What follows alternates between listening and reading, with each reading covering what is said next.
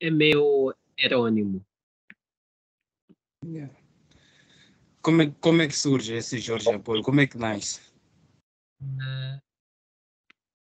2014, havia uma altura em que eu tinha o hábito de escrever poemas da linhagem erótica, então eu tinha que criar uma identidade que respondesse àquele tipo de escrita, ok? Hum. Desde que surge o Jorge Apolo. À medida que ia evoluindo a minha escrita, eu ia criando também não só heterônimos, mas também pseudônimos, como é o caso de Apolo de Belvedere, que é o caso de um poeta mais clássico e que escrevia poemas mesmo numa linhagem mais filosófica. Vamos lá. Tu te, consi- Tu te consideras mais poeta ou mais um escritor assim, ou um tipo que escreve crônicas? E o que acontece é que eu vou assumindo diversas identidades à medida que eu vou escrevendo. Mas uma das coisas que eu faço constar da minha biografia, sempre que eu escrevo, é o seguinte: Daoud Amade, poeta, escritor. Eu sou poeta e escritor, e eu me explico. Sou poeta justamente porque a minha visão de mundo, ou a forma como eu interpreto a realidade a que me circunscreve, né? É mais do que a de qualquer escritor. Eu sou poeta neste sentido, ou assumindo a palavra poeta como aquele ser que cria, ou aquele ser que inventa. Todos nós inventamos, mas nem todos temos esta capacidade de inventar e criar mundos que possam ser portadores de uma beleza em si. É isto que o poeta faz.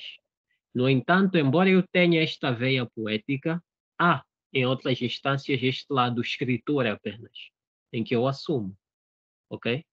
Em que eu assumo. Daudi, de onde é que nasce aquilo da necessidade das palavras? É um projeto, não é meu, é do Fernando e ele é que me fez o convite. O Tenacidade nasce por aí em 2016, sim, 2016, e ele só publicava os textos dele lá, o Fernando Absalão Shaul. Só que, à medida que ele percebeu que há mais jovens a escrever e também ele via que não ficava somente na responsabilidade dele dirigir um blog que já concebia ou recebia textos de outros escritores, é aí que ele vai chamando parte de nós, como é o meu caso. Eu fui um dos primeiros a ser convidado para fazer parte do Tenacidade, e depois também chamou o Arnaldo Tembe, de modo que auxiliássemos não só na publicação dos textos, mas também na edição e na crítica dos mesmos textos, ok? O Tenacidades começa mesmo nesta ideia. Chamar alguns que vão ler os textos, chamar alguns que vão fazer crítica e depois a publicação dos mesmos, basicamente. Consigo perceber que de lá é 2016, não é? Exato. De 2016 até aqui, quer dizer, a cena ainda não parou, continua na mesma linhagem. Exatamente. Continua na mesma linha e sempre o Tenacidade, vamos lá dizer assim, surge como um projeto individual, no entanto, à medida que foram passando os anos, nós fomos assumindo uma missão, posso assim dizer, uma missão de assumir eh, a responsabilidade de publicar aquilo que são os novos escritores, aqueles que não têm espaço ou não têm possibilidade de serem publicados em grandes mídias ou até de chegarem a demais cantos. Então é neste contexto que surge o Tenacidades. E vamos lá. Esse tempo todo nunca tiveram assim uma ideia tipo, de mudar de linhagem, porque Tenacidade é um blog. Exato. O Contos Chachados, quando eu criei na altura, Uhum. era um blog dedicado quer dizer, a publicar textos de escritores, assim, jovens e tal. Mas com o passar do tempo, eu me vi na necessidade de mudar de linhagem que era para apanhar mais público. E agora acredito, e agora já nem publico tanto assim coisas ligadas a escritores ou à literatura assim como tal. O que é que vos faz continuar nessa linhagem, tendo em conta que o vosso público, acredito eu, que não é tão grande assim comparando aos outros bloggers que publicam notícias como de entretenimento. Entretenimento, falo, publica notícias ligadas já, quer dizer, ao barulho da sociedade. Ok, compreendo a sua questão, mas vou ainda continuar no mesmo aspecto. Seguindo o seu fio de raciocínio, é assim. É hipotética a ideia que tu me traz de que o público-alvo do Tenacidade é menor, ou seja, o público-alvo de blogs ligados à literatura é menor. O que acontece é que talvez nós tenhamos esta necessidade breve e rápida de alcançar um nível maior. No entanto, com o tempo, nós vamos perceber que não é menor. Isto é, tem dois pontos em que eu posso provar. Pelo menos de 2016 até 2022, a altura em que nós estamos a publicar, e que por acaso já não estamos a publicar tanto quanto publicamos em 2019 e 2018, o público do Tenacidade cresceu muito. E não só é um público que publica conosco, ligado a Urbi e Maputo, mas também tem escritores e poetas de outras províncias. Ou seja, conseguimos ao longo do tempo abranger aquilo que é todo o país. Mas ainda o segundo aspecto que eu posso levantar aqui está ligado à possibilidade também da participação de alguns escritores que não são moçambicanos, são brasileiros e alguns angolanos. Tem textos deles lá publicados. Então, isto para dizer necessariamente, ou em resumo, que o Tenacidade não está, na verdade, com um público menor, ou não é, digamos, espelhado na dimensão de um público menor, mas há lá participação de um público maior. Só que, como é literatura e há pouca divulgação no contexto em que nós estamos, se comparar isto a uma literatura, vamos lá, midiática, né? Como é o caso das crônicas ou notícias jornalísticas feitas à base dessas personalidades jornalísticas ou escritores ou, vamos lá, músicos, ok? As coisas têm sido maiores se comparado a isso. Mas como é que tu vês a aderência assim, do público jovem, por exemplo, no vosso blog, não tem na cidade? É boa. Justamente, digo é boa não só porque eu estou lá presente, mas porque eu tenho acompanhado a participação de algumas pessoas que eu conheço. Em questão, eu sempre que eu publico um texto novo, tenho o hábito de compartilhar com meus alunos. E tenho o hábito também de compartilhar com alguns amigos mais chegados. Então, são estes que, por vezes, levam esses textos a chegarem a demais pessoas. Não sei se já acompanhou, mas nós temos o hábito de sempre que se publica um texto no Tenacidade, depois nós publicamos o texto e colocamos a ideia de compartilhe, compartilhe, compartilhe. Então, é neste contexto que os textos conseguem chegar a demais pessoas, basicamente. Tá nice. E como, como, como é que foi a ideia de junto com o Nora, que acredito eu, criar um estilo de poesia? Se é assim, não sei se é assim como é que se diz. É o tautodorizo. Algo parecido com isso. Auto-utilizo, exato. Hum. Como é de praxe, não fui eu quem criou, foi Norek quem criou, foi Norek quem concebeu a ideia do tautoentrismo. O que acontece é que o meu lado filósofo, né? Eu participo em todos esses movimentos como aquele que surge para colocar mais ciência na coisa. Norek inventou, por exemplo, o tautoentrismo, escreveu os primeiros tautoentrismos, mas eu tive que escrever a própria filosofia de como é que um tautoentrismo ia funcionar, qual é o manifesto que há de guiar um tautoentrismo, ou seja, em caso de uma filosofia ou de uma pedagogia, não é? a arte de ensinar ou de explicar como é que devia ser um tautoentrismo. Então, precisaríamos de, digamos, de escrever, ok? Escrever um manifesto explicativo de como é que um texto, um tautoentrismo deve ser concebido. Na hora que criou a ideia, escreveu um texto, mas ele não tinha, digamos, explicado ou especificado como é que devia funcionar a escrita deste texto, como é que a poesia devia lá estar. Porque, embora há esta combinação de dizermos que o tautoentrismo é composto por dois tercetos e dois versos simples, não é? Dentro dele tinha que haver mais alguma coisa, que é a própria poesia. Esta poesia devia ser encontrada em quê? Na explicação que nós devíamos dar em forma de texto, em forma de filosofia. Fomos nos inspirando, na verdade, na ideia do próprio manifesto do, por exemplo, do dadaísmo, ok? O manifesto do surrealismo, que são movimentos que surgiram bem antes de nós, no contexto do século XX, por exemplo, ok? Esses movimentos, como o caso do dadaísmo e do surrealismo de Breton, ok? Eles surgiram para explicar a fundamentação da arte, mas para explicar esta fundamentação da arte, eles precisavam de trazer uma pedagogia, ou seja, educar as pessoas a entenderem, a compreenderem como é que um texto surreal, ok?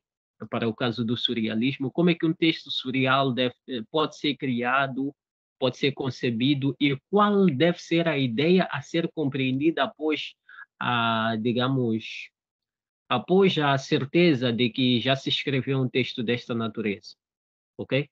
E foi esta ideia que nos guiou para até chegarmos a criar o Estatuto Intriso e que Sim. culminaram positivamente também com a publicação, não é, de uma antologia. A mesma antologia inclui lá o próprio manifesto escrito por mim, não é? E antes de perguntar como é que vai a questão da própria antologia, ia perguntar, essa coisa de escrita é preciso haver regras, é preciso que haja regra, porque tu tens uma ideia, a ideia talvez é fenomenal. Tu não podes só registrar aquela ideia e deixar por aí a ideia circular pelo mundo, os outros acharem que é boa, não é boa.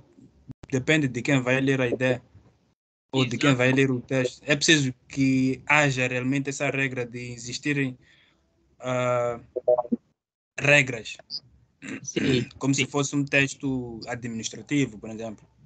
exatamente. É, uma das coisas que não devemos nos enganar é a seguinte: embora estejamos digamos, numa disciplina da arte, porque a poesia é arte, ok? Embora estejamos neste campo artístico, nós somos regidos por uma disciplina de criação. Não te deves enganar que o fato de tu estares a escrever poesia, tu deves apenas estar a seguir as tuas regras, ou as tuas ideias, ou a forma como tu pensas que a poesia deve ser feita. A poesia é pensada, existem tratados, existem teorias da própria concepção da poesia.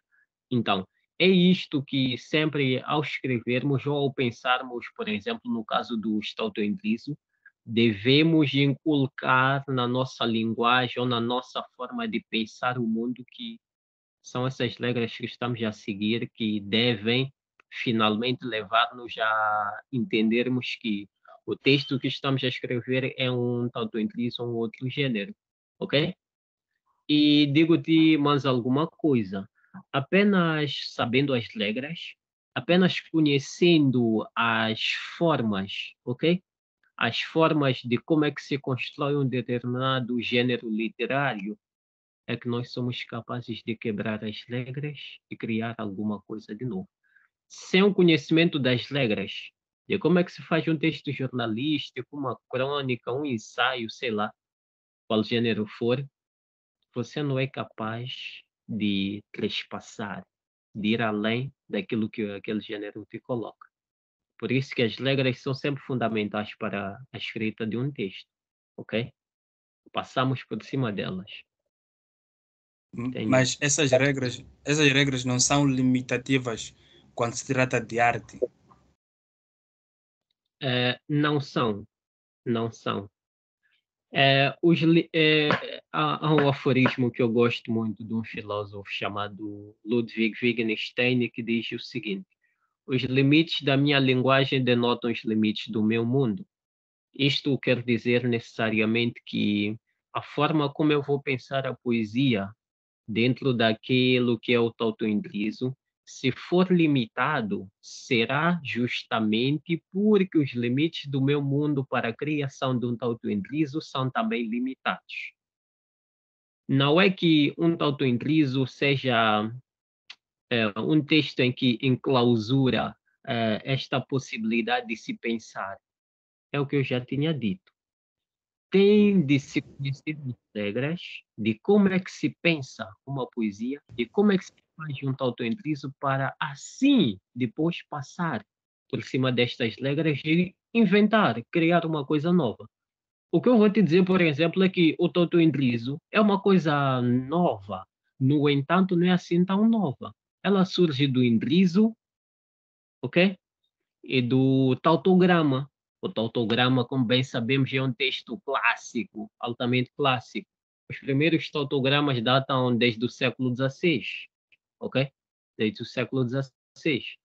Para dizer o quê? Que o próprio tautoindrizo não é assim algo tão novo. Não é assim algo tão novo. Já existia lá no século XVI, foi se reinventando. O tautoigrama, como bem podemos ver também dos textos camonianos do século XVI, que é o período do Barroco, ok? Já existiam lá. Tanto o tautoindrizo, tanto o tautoigrama já existiam. O que aconteceu com a ideia que nós trazemos do tautoindrizo, ok? Foi juntar o indrizo e o tautograma, ok? E assim levaram a esta coisa, a que nós chamamos de autoentrismo. É que não é limitante, não é limitante, mas exige um pouco de esforço. E é o que a arte exige, na verdade. Sem esforço, Yeah. não podemos mostrar o gênio. Não há gênio algum quando não há esforço. Não acredito que haja, digamos, uma criação tão liberal assim, ok?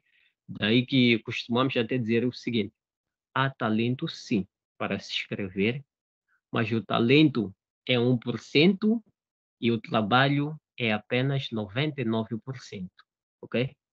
Nunca chegamos a um exercício só com talento, porque é fácil, porque explora a minha mente e lá chego. Não é possível, É ok? preciso fazer algum trabalho a mais para chegar lá. Sim, sim.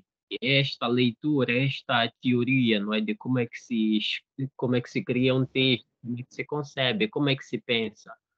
Porque uma das coisas mais difíceis é pensar a própria literatura, ok? Há muita gente com talento, há muita gente que sabe escrever. Eu até digo a algumas pessoas que você até pode conseguir contar uma história, porque você tem uma história. Mas o que vai diferenciar a tua história da de um outro alguém que tem domínio da literatura ou da arte da escrita é a forma como esta pessoa se dá à leitura. Abre aos poucos para si, e então temos uma história todos a contar, mas até que ponto essa história tu podes contá-la de forma literária? Yeah, Daud, aí também surge uma questão também. Tá bom, vou voltar para aquela questão. Como é que vai a antologia? Chegou de ser publicada ou porque, pelo que eu vi no Facebook, como tenho acompanhado, parece que foi adiado a apresentação. Queria saber como é que vai a antologia em si. E foi na verdade, publicado o livro. E só não houve a possibilidade de um lançamento, ok? Visto que houve alguns contratempos para o meu lado, principalmente, foi a questão laboral, que não criou possibilidade para que organizássemos muito bem o evento e assim lançássemos a obra para que todos tivessem acesso. No entanto, ela circulou. Eu continuo a circular até então, Inclusive, houve algumas publicações dela, ou de parte dela, no suplemento Araçá, que é, digamos, uma revista científica do Brasil, da Universidade Estadual do Rio de Janeiro, neste caso. Ok? A informação esteve a circular e a antologia está, neste momento, a circular. E as pessoas estão a consumi-la. Estamos a pensar também numa possibilidade de fazer uma segunda edição, ok? Que já participem novos escritores com novas imagens, novas formas de conceber o próprio gênero literário, não é? Basicamente. Vamos lá. Como é que tu vês o fato do estilo, como é que é, do vosso livro fazer, quer dizer, ser mais visto fora, até sair numa revista de uma universidade fora do país e aqui dentro não fazer tanto barulho assim, entre aspas? Quer dizer, primeiro nem que saia num jornal notícia ou num jornal literário, quer dizer, numa parte, num suplemento literário aqui em Moçambique. Como é que tu vês isso? Nós estamos interessados com a nossa arte ou é Uh, um processo normal? para mim, é um processo normal. É um processo normal. E justifico-me. É normal, visto que em Moçambique nós precisamos de, em algum momento, impormos-nos para conseguir alguma coisa. E, sinceramente, esta é uma imagem que eu não possuo. Eu acho que coisas como literatura não precisam de chegar aos mídia, ok? Não precisam chegar aos jornais, TV, sei lá, para circularem, ok? De tal sorte que nem eu, nem Norek corremos atrás dos mídia para que publicitassem aquilo que é o livro, publicitassem aquilo que é a ideia. E uma das coisas que mais me interessa, sabe por que que a obra do Stoughton Príncipe chegou ao Brasil e também foi publicada no suplemento Araçá, que é uma revista científica? Não. Justamente o nosso papel, enquanto, digamos, criadores, não é de, digamos, ganhar espaço midiático, é ganhar espaço em contextos em que realmente a literatura é assumida como arte, como objeto de estudo. E o suplemento Araçá assume este papel. Reconhece a literatura como algo que pode ser pensado de forma científica. Os mídias não. Os mídias estão nesta posição de apenas reconhecer as coisas como objetos de consumo. Objetos de consumo e que, se calhar, podem chegar a levar os seus autores à fama, que é uma coisa que eu me vejo distante dela. Eu sou escritor, não sou nenhum famoso. Eu me vejo bem distante. Daí que não me assusta esta ideia de os mídias não publicitarem as nossas ideias, as nossas obras. Escritor também não é famoso. Temos que nos afastar desta ideia. Escritor é um intelectual. Pensa a dimensão profunda de como é que a sociedade anda. Quase. Certo. Eu acredito, como é que é? Aceito essa tua justificação de que não precisa aparecer, não precisa ser famoso, é claro. Mas se o estilo fosse mais publicitado, ou se o livro fosse mais publicitado, acredito que chegaria a mais pessoas. Há muita gente que talvez não teve acesso a ele, ou não teve conhecimento, mas que pode se interessar pelo livro. E acho que é responsabilidade também dos próprios jornalistas assim que fazem, que trabalham mais na parte cultural, da cultura, que sim, dizer, que publicassem mais esse assunto aí. Então, eu entendo a tua parte, mas acho que seria melhor, teria sido bom também se o livro chegasse a mais pessoas, tipo, fosse publicitado. Podes não ser assim uma pessoa famosa como tal, mas que a sua coisa chegasse longe seria bom para muita gente. E como é que tu achas? Qual é a tua opinião em relação à falsificação dos livros? Para já. É terrível. A indústria cultural, principalmente a do livro em Moçambique, ainda não é assim, uma indústria, ok? É, digamos, um pequeno mercado que tem funcionado às custas dos escritores, ok? Daí que a falsificação em Moçambique é ainda olhada não como um erro mortal, mas como algo aceite. Isto nos é colocado desde cedo, né? Nós escutamos que é normal comprar, digamos, comprar não.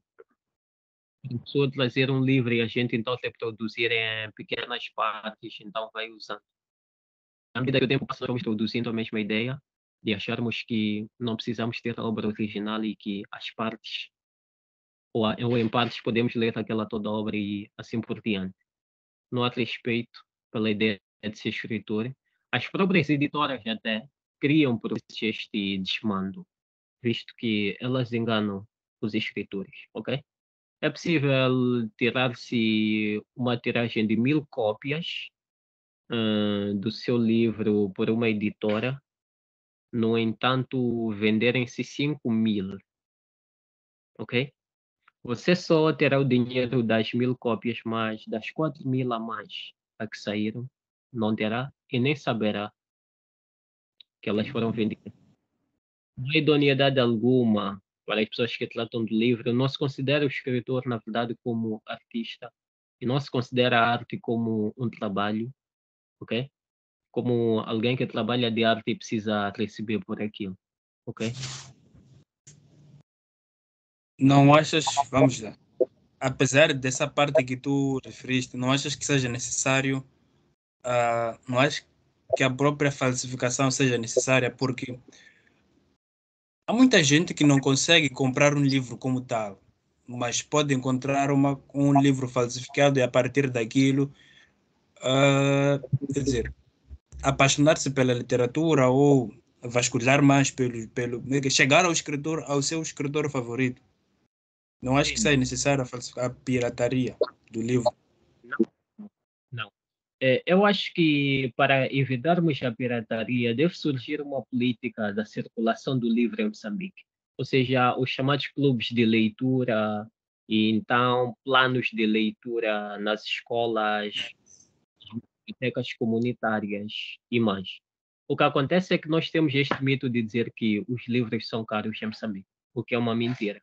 Os livros não são caros. Caro é o estilo de vida que nós levamos em Moçambique e as necessidades que nos são acrescidas. Isto é, a pessoa para e pensa: por que eu vou gastar 600 meticais comprando livro se eu nem tenho, digamos, por exemplo, valor para comprar uma refeição diária? Então, nós vamos balanceando entre o ter um livro e ter uma refeição, escolhemos uma refeição.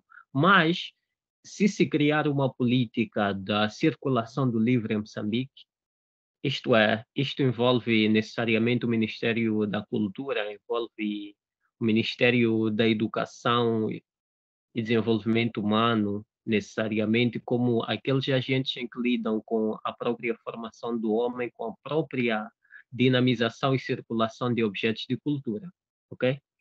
Que eles se apoiassem a publicação de livros em maior tiragem, ok? E as leis da economia já justificam. Quanto maior for a produção de um objeto, menor será, digamos, a sua venda, ok? Menor será o preço de venda neste caso. Caso se produzissem mais obras, possivelmente haveria a venda em menor valor e as pessoas teriam mais acesso e também a criação de bibliotecas, ok? A criação de bibliotecas e a formação de leitores, o que nos falta em Moçambique. Nós não temos a formação de leitores, basicamente. Yeah. Não temos mesmo, mas também vamos lá, de quem é essa culpa aí de não termos leitores? Porque eu me lembro que eu nos tempos, quer dizer, para poder ler um livro, tinha que ir atrás de uma biblioteca numa escola, e em algum momento chegava lá e não apanhava o livro. Até a Biblioteca Nacional chegava lá e não apanhava os livros. De quem é essa responsabilidade como é que é? De colocar os livros? Mas é toda nossa. Nós, enquanto moçambicanos, de ter a necessidade de formarmos-nos como cidadãos que leem, que compram livros. Não é a missão do governo como tal comprar os livros, mas é missão de todos nós. O que vai acontecer é que o governo vai possibilitar, vai criar políticas que facilitem o acesso ao livro, ok? Ler como tal, embora ou possivelmente o governo crie leis ou crie políticas que facilitem o acesso ao livro, mas se nós estivermos conscientes de que a necessidade de lermos, nada vai mudar. Eu acho que vai continuar a ser aquela ideia de existem os livros, mas ninguém os lê. Hum, hum. Ok? É de todos nós. Quando é que surge a necessidade de tu escreveres? Como é que surge? O que é que te obriga a escrever? Porque tu não vais ficar esse tempo todo a escrever sem receber alguma coisa, sem receber alguma coisa em troca. Falo, pode não ser algum valor monetário como tal, mas existe alguma satisfação em pegar uma caneta, um caderno, um papel e passar as tuas ideias ali e partilhar para o mundo. Ok? Hum. Na verdade, há muitos fatores que me motivam a escrever. Um deles são os meus medos. Somos seres humanos, então temos alguns medos e por vezes precisamos da escrita ou precisamos de esta voz, este outro que é hipotético, né? Que nos possa ouvir. Então acabamos escrevendo como uma espécie de exorcizar os nossos medos, né? Expulsá-los de nós. Então acabamos escrevendo. Mas também escrevemos talvez para descobrir a verdade ou para inventar a verdade. Não basta aquilo que já lemos. Para o meu caso, né? Não bastou o que eu já tinha lido. Então eu precisava de pensar o mundo de uma outra forma, com outras possibilidades, com outros olhos. Então fui criando estas hipóteses, estas possibilidades de ver e de reinventar o mundo em meus versos, tanto nos contos.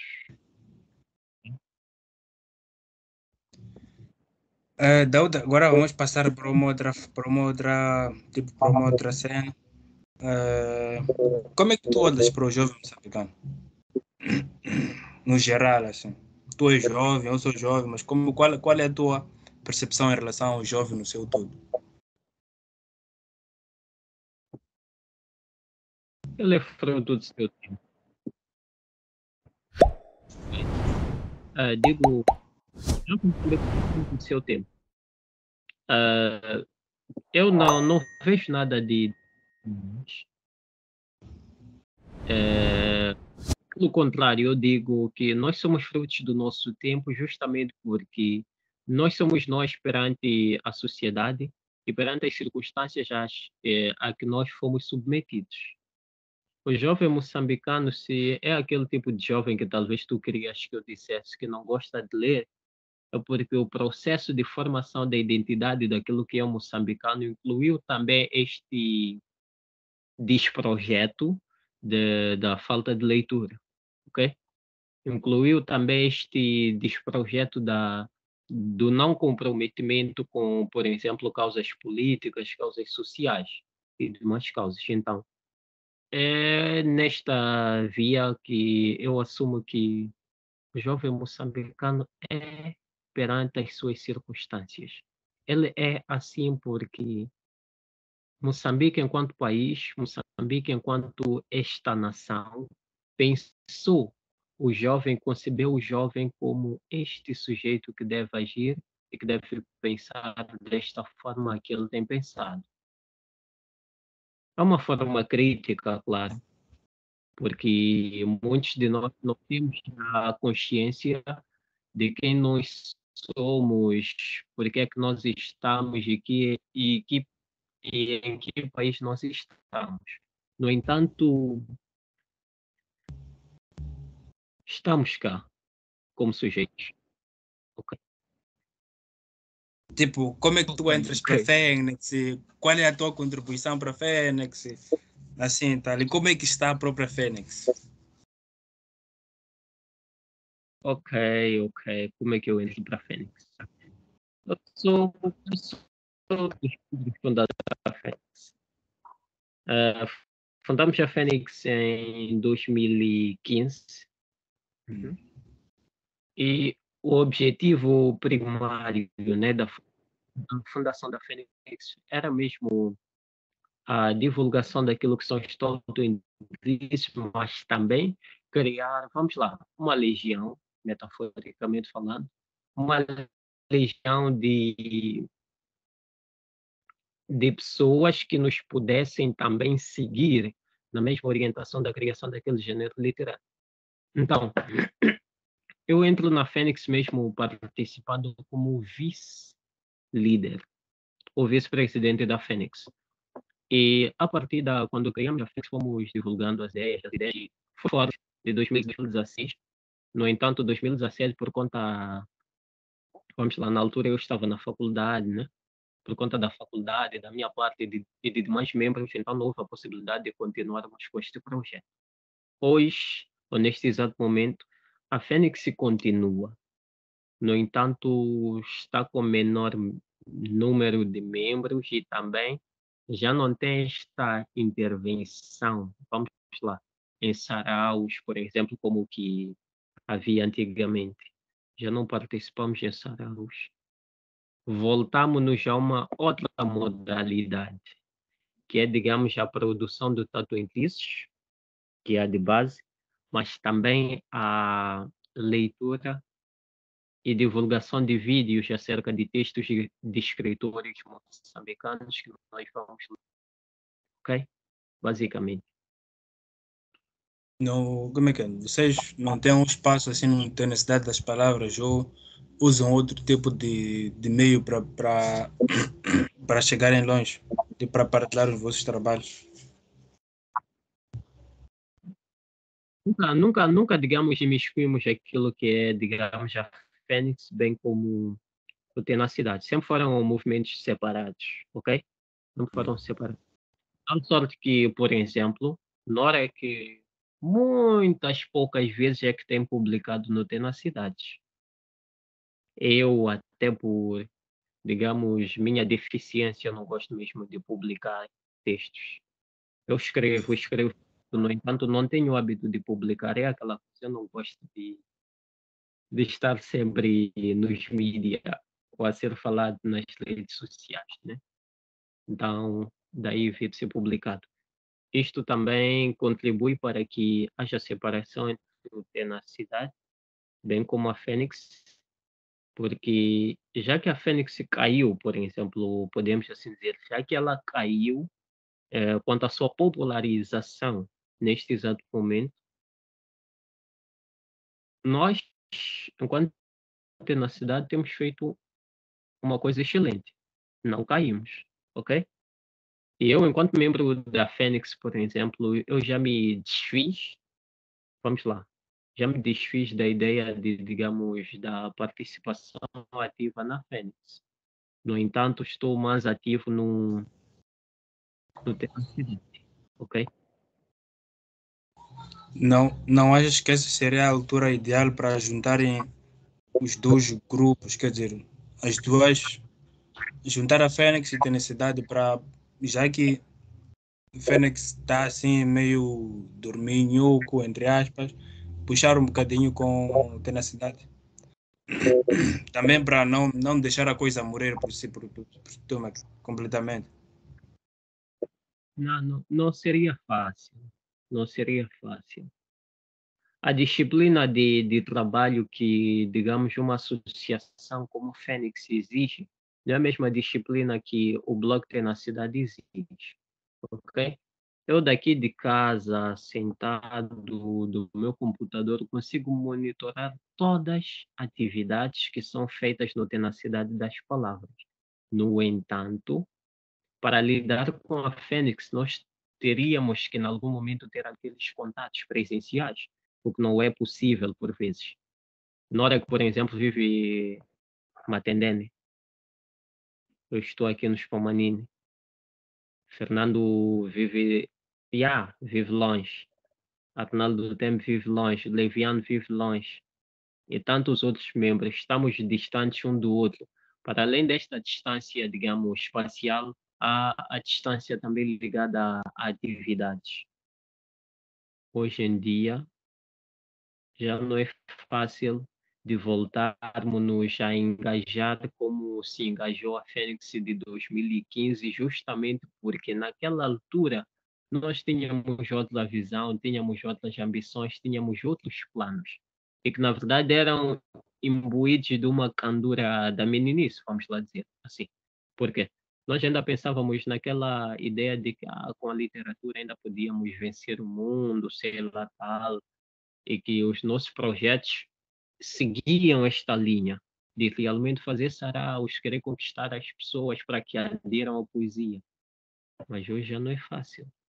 Eu já não tenho tempo de ir à rua e, digamos, declamar poesia. E já não me vejo nesta possibilidade. As minhas atividades, a minha imagem social hoje já não pode corresponder a desta pessoa que lê um texto na rua. Ok? Por isso que acabo mesmo assumindo esta imagem daquele escritor, mas que fica meio oculto por detrás das sombras, só aparecem os textos e nunca sabe de quem é.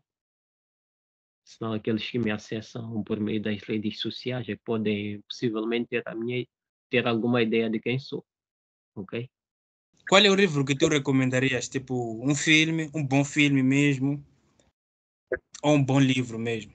Coisa tipo mesmo para abrir a mente da pessoa que for a ler. Uma cena que tu já leste e tu disseste, essa cena aqui é minha, gramei, não vou esquecer.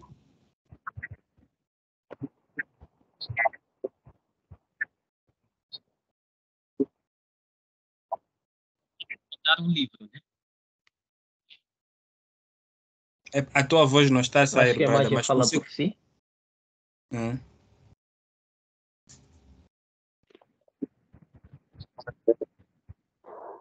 Ok. Este livro aqui é de um Gulan Bakafossa, Os Sobreviventes da Noite. Ok? Eu acho que é uma narrativa bem típica daquilo que é a realidade moçambicana. Nos sobreviventes, basicamente, passa-se a realidade do contexto vivido em Moçambique na Guerra dos 16 anos, ok? Todos aqueles demônios que lá houve são aqui descritos e colocados de forma literária, de forma inegual. Ngulane é um mestre, Ngulane Bakakossa, portanto, esta pode ser a minha sugestão. Os sobreviventes da noite. O filme pode ser Sleep Hollow. Digo, Sleep Hollow. Digo, o filme Sim, sim, pode ser O Corvo ou O Corvo. O Corvo. sim. O O Corvo é um Corvo ou filme lá frente. Sleep Hollow. Sleep Hollow.